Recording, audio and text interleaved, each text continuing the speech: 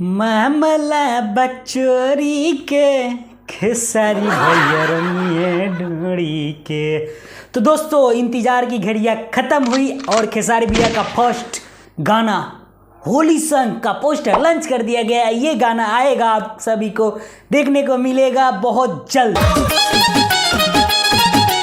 ये गाना कल टीजर लॉन्च किया जाएगा, यानी कि 16 तारीख को टीजर लॉन्च किया जाएगा। आप सब खेसारी म्यूजिक वर्ल्ड पे जाकर देख सकते हैं। और ये गाना का लिखे हुए हैं कृष्णा बेदर्दी जी और म्यूजिक दिए हैं आर्या शर्मा जी।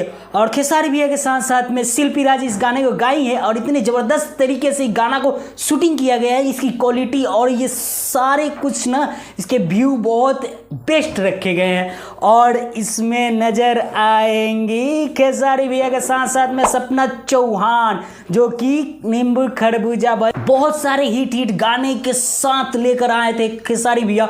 और ये भी गाना बहुत हिट होने वाला है, क्योंकि मामला बचोरी के रंग लगाई ढोरी के।